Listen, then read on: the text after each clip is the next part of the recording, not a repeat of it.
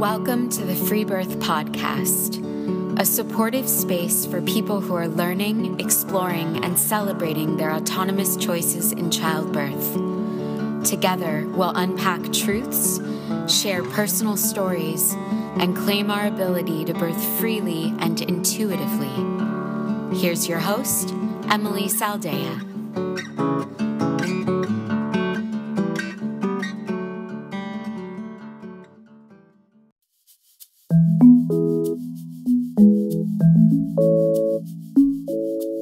Today on the show, we have Sarah from Georgia, who shares the story of birthing her first child.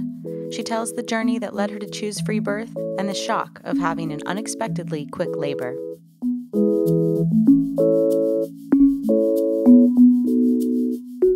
Four years before I was pregnant with my daughter, her name's Maya, I had a dream that I would give birth to a child in a large Victorian house in a bright, open bathroom with like beautiful tile floors and in a ceramic bathtub alone.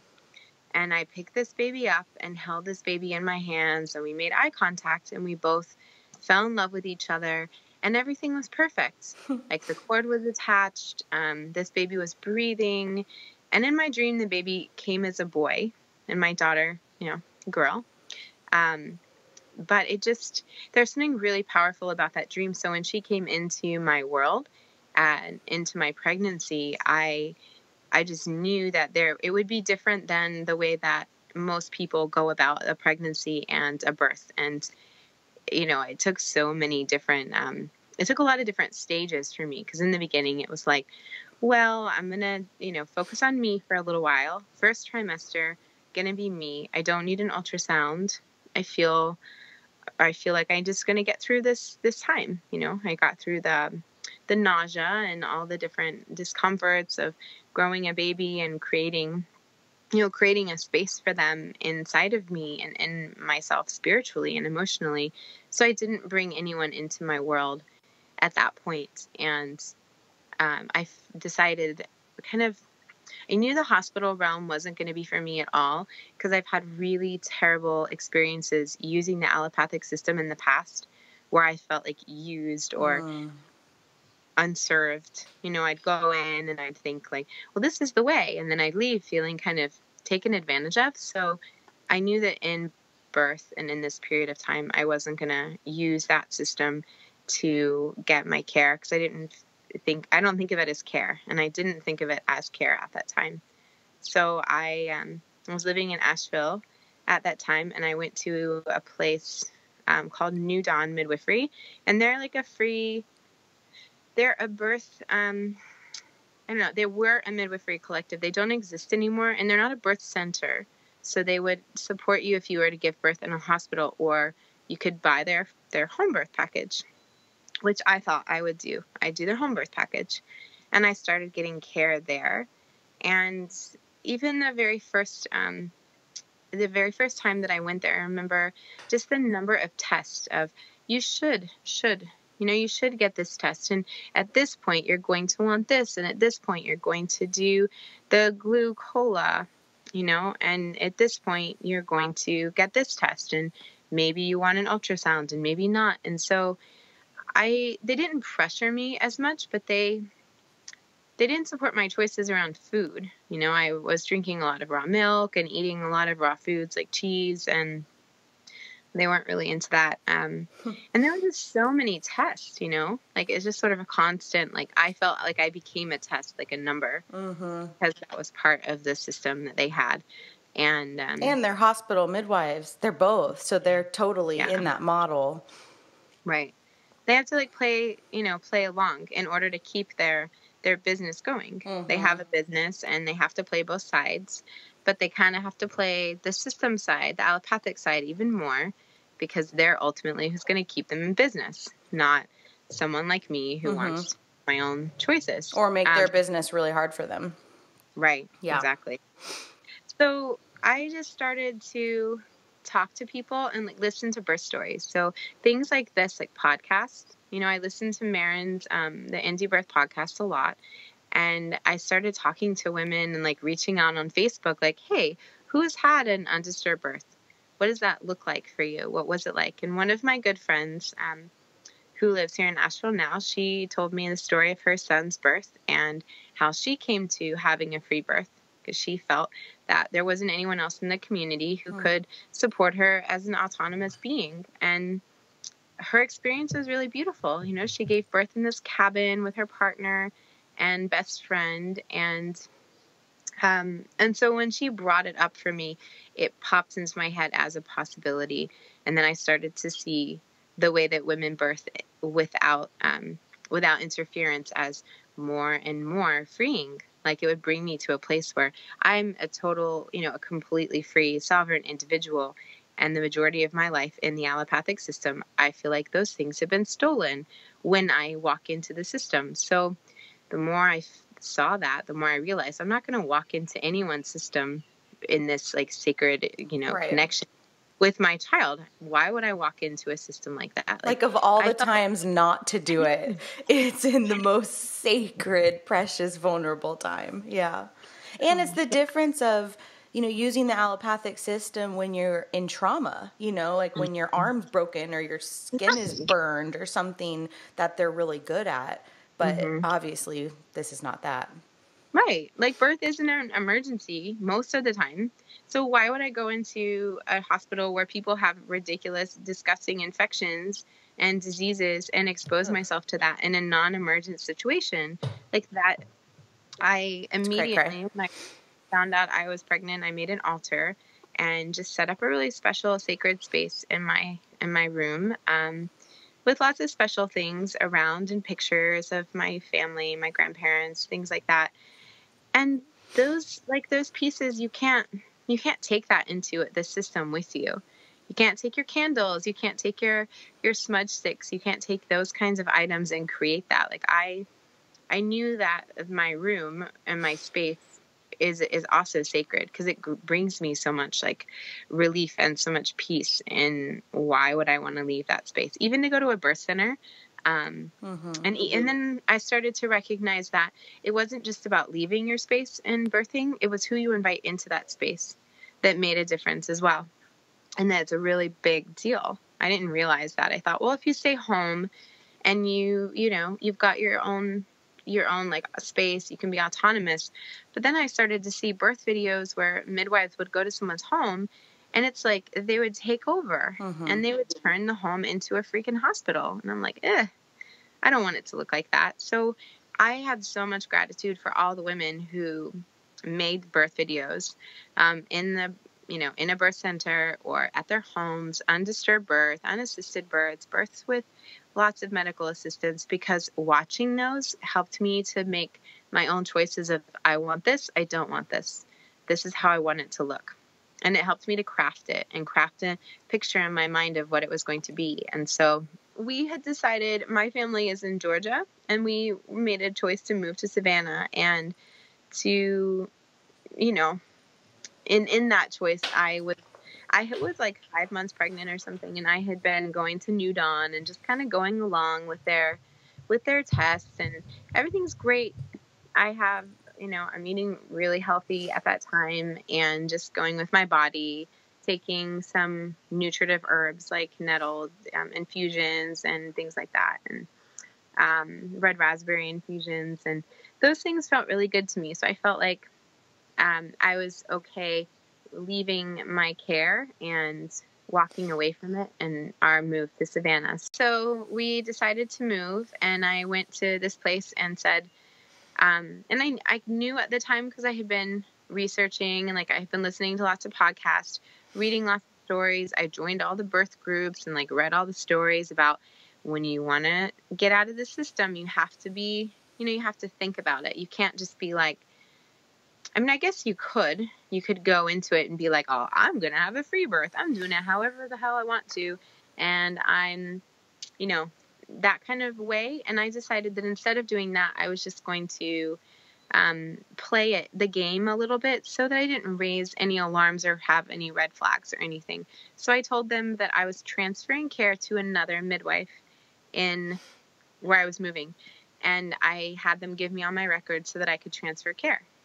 And that was that. I didn't, even though I knew that I wasn't going to do that, I felt like I wasn't an individual at that space, and I hadn't met someone that really resonated in my heart as another person aside from my partner who I would want to be in the space with me. And had I felt that, I think at the time, like had I had a friend or a special, awesome woman who could hold space for me with that, and my trust in knowing she's not going to touch me, they're not going to affect my process at all, not going to take me out of my theta brain waves when I'm in the middle of it, because they understand undisturbed birth. I didn't meet anyone like that. And so I thought, well, okay, I don't know that person. I'm the only person who can do that. I'm the only person who I can really, I can generate that kind of like ability to just go into another, world, into another realm if I'm by myself. So you were pretty clear on free birthing in your move, like when you got to Georgia. Yes. Yeah, it was clear. I had, I had gotten my prenatal records, and I had like a blood pressure machine, blood pressure cuff, and was taking my readings and like checking my blood sugar. And, I did a lot of that myself. I bought a fetoscope, and that was really special for me because I was able to listen and connect with my baby. So I did it. I listened to her. I thought it was a boy, because all of my dreams, this child came to me as a boy. But I listened to this baby every night before bed and talked to them and like read books and sang songs and had a lot of strong connection to this baby in my dreams. And so the fetoscope was so beautiful to me. I know some people don't like to use it regularly because, I don't know, for different reasons. Like if you don't find the heartbeat, you might get scared, or it might be a reason for you to have fear. But for me, it was a way to connect. And I loved it. Like I just loved like listening to that baby move. And it helped me to get to know the baby so well. I knew exactly what position the baby was in. I knew where the baby's butt was, where the baby's feet were, where the baby's head was. I was just palpating myself and like feeling the baby. And it was so surreal to be that connected to another being inside of you. And when I started to learn to feel my baby, I was realizing, like, why would anyone go to another person, another doctor, and give away their power and say, I don't know anything about what's going on inside of me. Here, you tell me what's going on inside. And like, I know everything about what's going on inside of me better than anyone else. And that pregnancy showed me that, like, beyond any, I have no more doubt that I know, don't know about. It's beautiful. Of course I do. So that was really special for me. And I loved it. Like I would look forward to the nights because I didn't, there would be days when I'd listen and I would just be talking. I'd be talking to the baby, and I love the fetoscope so much. So, and I felt really comfortable with my health, like with the amount of protein I was eating and the healthy fats and all the different things that I was taking. So we moved to Savannah. I did kind of look a little bit at a midwife because I got a little scared. Like, do I really know what I'm doing? Is this really the way? Like, what if? All those little fears. Mm-hmm. And so I'd wake up every morning and have a little fear, like, in my mind. And then I'd have to spend the day dispelling it. Like, what if the baby gets stuck? I'm like, okay, well, let's look at some statistics today, or let's look at what to do to manage it or something. Like, well, what if I go to the hospital and the people who are in the hospital or a midwife who I invite to my home causes the baby to get stuck because they're rushing me? What if that happens? And statistically, and just that happens so much more often than someone at home, undisturbed, needing support in that way. It's usually the provider that causes the issues that then they end up fixing, like the hero, method, like the hero way instead of the wise woman way. And I really resonate with the wise woman way. So we moved to Savannah, and I had stopped my prenatal care at like 6 months, something like that. And so it was just us. It was like living your life. There was no, I've got to stop my life and go to this appointment and have someone tell me about my body.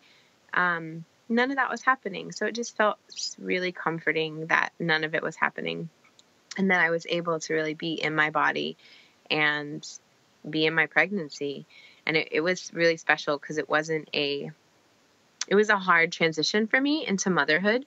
I didn't think that I would want to do it. And so I'm incredibly grateful that I chose to do it in a freeing way, because I given away that power. I think motherhood now would be such a different experience. Seriously.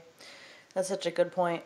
So take me to the end of your pregnancy, start of your birth story. So I was about, and these are obviously estimations because no one really ever knows anything about their timing. We could be off by weeks. But I was under the impression that I was like 38 and a half weeks or something. And we got a house in Savannah and we turned it into an Airbnb. And that was like the first night a guest, this German couple was going to be staying with us. So that day, I had a hard time in my pregnancy because I have a back injury from an accident as a teenager. And it was just hard for me. I stayed up a lot of nights and I would knit and make stuff. And then not go to sleep till 4 a.m. and then I'd sleep till 10 because I just couldn't sleep. I had like crazy insomnia. And I was just constantly taking skull cap and, massaging myself and getting my partner to massage me daily just so that I could feel comfortable enough to sleep. So I wasn't really loving it at that point. I know some people are like, oh, I love that time, but I was kind of over it at about 36 weeks. So there were moments when, after we'd have sex sometimes and afterwards I'd have some really intense cramping. And I would go and check myself, and I was able to feel my child's head, like my daughter's head. It was amazing to have that connection. Wow. I can check myself. I can put my fingers inside of my body and feel what's going on with my body. Like, wow, that's my power. I have it. I owned it. And it just felt so comforting to know, there's my baby right there, just like an inch inside of me. Like very, very, close to coming into this new world. So I just gave it some time. I had some Thai food with my mom, cleaned the bathroom, got the whole place ready for the Airbnb guests because we stayed upstairs and they were downstairs. And that night I stayed outside with them on the porch and drank like a glass and a half of wine because, that happens sometimes for people and it's okay. Of course. To do that, obviously. And we talked about birth, and I told him I was having the baby at home, and it probably would be, a couple more weeks or whatnot. And they were just really amazed about it, because in their they had both had hospital births. The man had with his kids from another marriage, and this other woman, and so they were pretty excited to hear my story. So I went to bed, not feeling very well. Like my back was uncomfortable. I didn't have contractions. I felt a lot of back pain, and I went to bed, was laying with my partner, and we had a nice moment. We had some stress up to that point. We had kind of a stressful pregnancy of like, where are we going to live and how is life going to be? How will we be parents together through our own childhoods and our own traumas and those things? So we had a lot of emotional stuff going on because, pregnancy brings up a lot. You peel back so many layers during pregnancy, and then becoming a mother forces you to do the work. And so we were really in it, doing all that work. So I went to bed, and at maybe midnight, and I woke up at like 4. Oh, and I guess I left out that my, the mucus thing, the mucus plug, all the stuff had started to come out, the night before. And I didn't really think anything of it because I know that can happen days or weeks beforehand. So I just noticed that and I thought, that's cool. That's exciting. Like things are changing. My body's changing. That's like, wow, humans are amazing. And then I went to bed in awe of that and woke up around 4:45 and had a dream that I was waiting on a train to come. And I have a lot of dreams and connections with my daughter and with this birth, especially. And I woke up and had felt like a train was moving through my body, and I knew I was in labor. Like I knew the baby was coming because something something told me in my dream, the baby is coming. You need to get up and leave the train station and go home and have the baby at home. Then I woke up and I was like, oh my God, there is something happening in my body. And it was an immediate, like, the contractions of, they didn't build. They just woke up, and the first one was so hard. It woke up out of bed. I got out of bed, went to the bathroom, like, coming out, was like peeing and pooping and more mucus and all that. Just like things were coming out. And then I went back to bed and I tried to like lay through them and just relax through them. But it was like it would last about 45 seconds to a minute, a little more than a minute. And they happen like every minute and a half, if that, like immediately from the time that I woke up. And I got up and I was like, I can't lay through this. Like, I got to move. I've got to do stuff. Like, oh my God, is this I was really kind of in shock by the whole thing, because there was no comfort. I would close my eyes and hold my partner's hand and just like, is this early labor? Like, what? This is really intense. And it felt like, I think because of my back, I felt most of it in my back. So it was kind of like a low contractions and all back. So I felt a lot of pain in my back, like maybe what people in back labor would feel, but I have nothing to compare it to. So I don't know. But it didn't feel like a typical contraction the way that I had learned about what a contraction was, that started at the top and moved down. It just felt like I was being squeezed by a giant pair of pliers all around. And it was very painful. And then that happened like 3 times in less than 10 minutes. And we were very fast, like one after another. And like I got up and sat up in bed, and I felt this sharp like pain in my cervix and this like huge gush of water. Like I felt the pressure of her. It almost felt like she had her finger, and she was sort of thinking like, okay, Mom, it's time. We're going now. It's coming on. Now. Yeah. And then just like poked it really hard, because it was really forceful. And I got out of bed and got on the floor so that it could go. All the water went on the floor. And I was like, well, then that was intense. And it just sped up from then. So that was about 5 a.m. when that happened. I went and got in the shower, like went on the ball, kept having these contractions, and one after another. Maybe a minute break in between, not long at all. And I tried to check myself, and then it made me have another contraction. So I was like, nope, not doing that again. I had ordered a birth pool online, and it wasn't there yet.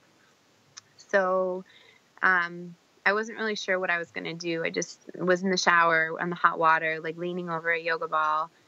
Like, okay, I'm going to try all the tricks. You hold your breath, or you blow out when you have a contraction, or you push out with your belly, with your muscles, or, meditation. I tried meditating. I tried doing Vipassana meditation, where I would focus on my body sensations, or, count or something. I tried all these things, and I'm like, wow, none of this is working. Like, this is really hard. Is this normal? And my partner was there just kind of watching me. He didn't really say much. We went back to the bed. This is after maybe an hour of this. And I started to cry, because I really thought in my mind, the story I told myself was, this is early labor, and I'm the weakest woman that ever lived. So I told myself this like sad, sad story of, wow, do women really do this for 24 hours? Like, oh, like I was crying out in every contraction, and I started crying and like letting some of it go. And my partner tried to, I was in the bed on my hands and knees, and he put his hand on me, and he was like, just breathe through them. And, the waves, he was like, just breathe through the waves, sweetie. It's everything. It's just another wave. I'm like, these aren't fucking waves. Like, this is not a wave. Like, stop talking. I was like, stop fucking talking. No men in the birthing space, they could be so awkward. But then he stopped. He was like, oh, good. Shit, okay. Yeah. Like, no more talking. And I didn't even want him to touch me. Like, no massage, all my clothes were off. I was completely naked. I was just like, ugh, don't want any touching, not even a hand touching. So I just kind of shook my hand at him like, go away. Just watch me. And he did. And he sat there with me, and I cried and cried and got on the floor and started shaking and having these really strong sensations of like I had a fever, but I was just shaking uncontrollably, and like one contraction after another, like so painful that I would go inside, and I wasn't anywhere, I wasn't present.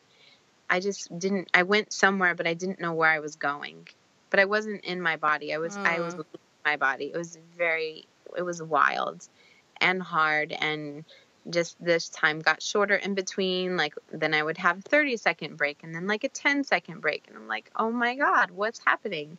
And then it just became one long contraction.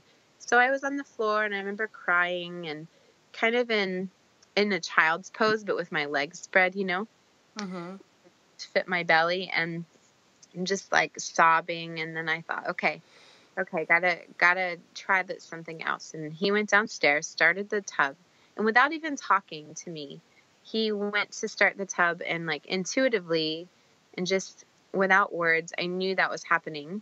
And so I heard the tub going, and I like tried to make it down the stairs to get to the bathtub. And it was awesome because there were no words exchanged. It was just a knowing that we had. And that felt really wonderful. And so I went down there, had a contraction on the way, was awful.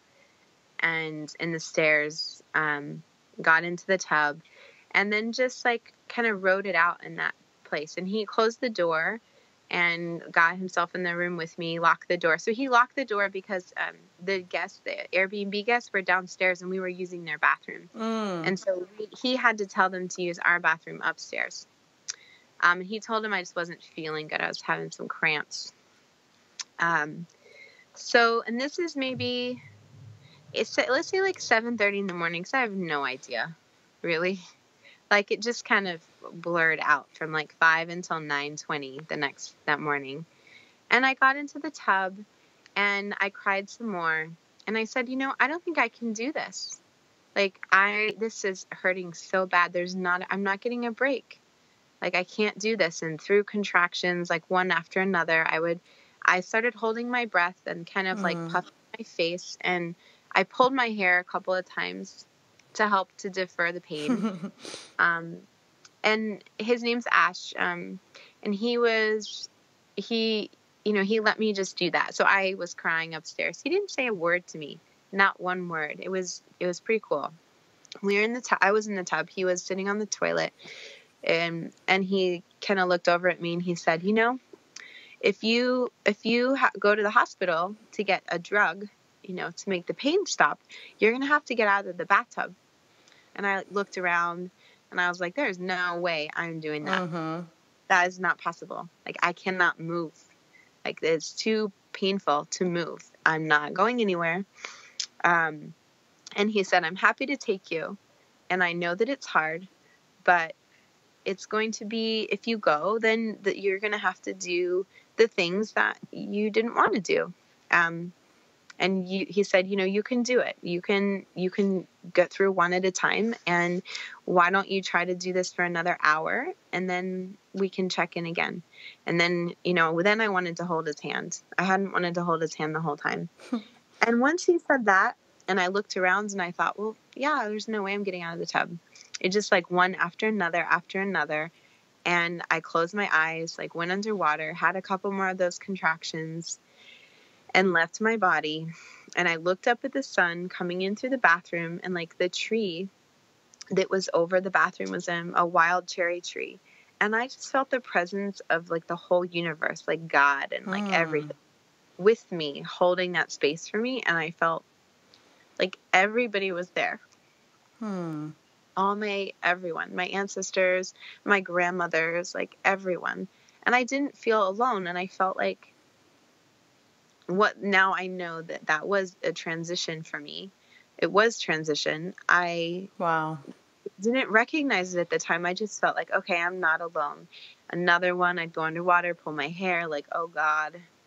And I was kind of a quiet one. I wasn't loud, but I was like, "Arr." You know, I was kind of like grunty, and I made a lot more noise when I was pushing. But during that time when I left my body, when I started to come back into it, like I had a break. So didn't have any contractions for like 10 minutes.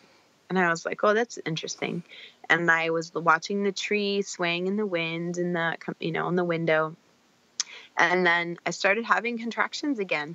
And it was like, hold on to the side of the tub. Like I was, the feeling of throwing up for me was like ejection reflex, like total involuntary. So I'd hold on and my body would just like heave the baby down.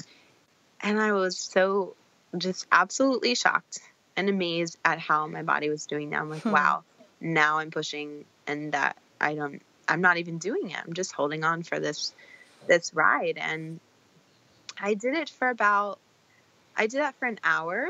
And then I started to feel, her coming through my cervix, like crowning, and got through that, like by breathing. I went from like kind of laying back on my side to like upright and in this tiny bathtub, ceramic bathtub. The whole time the Airbnb guests are upstairs getting ready for going out in Savannah to do their thing. And I started like moaning and growling like an animal. Every contraction I'd moan for like a minute and a half, start growling and I called it roaring because I felt like I was roaring like a lion. Totally. It was amazing. And it felt awesome because I felt like all the different sensations. Like, okay, I feel she'd move down a little bit, move down. I could feel it all. And then at like 9:20 in the morning, she came through, like she crowned, and, my partner was there kind of hovering there, but wasn't like touching me. And I had my hands on her head, and it was just incredible, like to feel that, and to feel that was the moment when the adrenaline came through. And I was like, just get out, just like come out. I'm ready. This is happening. And she came out in the next contraction. She kicked. So my labor was like 4 hours and 20 minutes, start to finish, without a lot of pre-labor. You like slept through it. It was crazy. So then, and I was kind of, it was kind of like, I felt shocked from the fastness of it. Oh God, I was just asleep. Now there's a baby. What were you going to say? I was just going to say, what about the placenta? Oh, well, she came out, and I was shaking from the adrenaline and everything, and she had a nuchal cord wrapped around her neck, and so I picked her up, but I wasn't able to move the cord because I was shaking a lot. So I took a deep breath. We both took a deep breath, and then Ash moved the cord from her neck, and oh my gosh, her eyes were like wide open, and she came and laid on me, and we laid back in the tub, and my placenta came. Best feeling of relief ever, like the biggest poop. Like the birthing was a relief, but then once the placenta came, it was like, now everything is through. It was awesome. And it flew across the bathtub and like hit the other side of the bathtub and back, and whoa, kind of funny. But it was great. I laid in the bathtub for maybe an hour and a half, and then, we clamped the cord with a stone, a special stone that we had, and then a friend of mine came over after the baby was born, and she helped kind of tuck me into bed and took me upstairs to the shower and the whole thing, and it was really, really sweet. And Ash took the baby and brought her up, and finding that it was a girl was like incredible, because we just figured, oh, this is a boy, total boy energy everywhere. So how did that feel to almost find out that you were wrong in a way? About the sex, you mean? Yeah. Like, did it take you a second to kind of register it? Like, I'm kind of asking selfishly because I totally think it's a girl, and it's been on my mind a lot. Like, oh my God, it's totally going to be a boy, and how is that going to feel?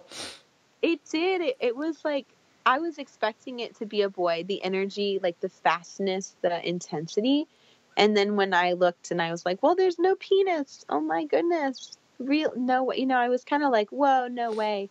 I was surprised, but I was also just so filled with love and joy that I was like, oh my God, a baby, Right. it's not a boy. And I'm still unpacking it, from her childhood. She's 3.5 now. But it wasn't like a shock in a weird way. It was more just like, whoa, life is weird, our dreams are weird. Like, we're incredible beings. That kind of awe.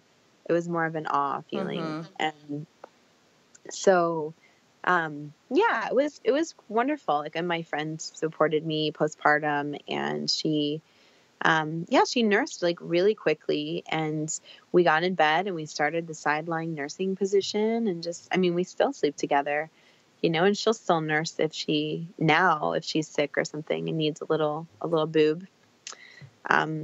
It's just been so beautiful, and it completely changed me and helped me to see and recognize, like, I can ask for what I want, not just ask for it, but just have it. I can have my power because I am a powerful person. It's not something that I earn. It's not something anyone gives to me. That experience helped me it has really helped me to hold space for other women who are like going through that transition or coming through transition, because that having Ash like not say a word to me but just witness was like the best thing possible. Because if anyone had tried to like coach me through it or like do the cheerleader thing, I probably would have like punched somebody totally in the face. But he did exactly what he was supposed to do, which was listened. Yes. And responded appropriately. It was great. I mean, I know I've heard a lot of stories about how men are at births, and some of them are pretty scary, and less than helpful. But his role was really, it was really powerful, and it was a powerful experience for him. I mean, he was on an oxytocin high for, days. I mean, he can still tell the story now and still gets like oxytocin buzz from it. Of course, just from telling the story.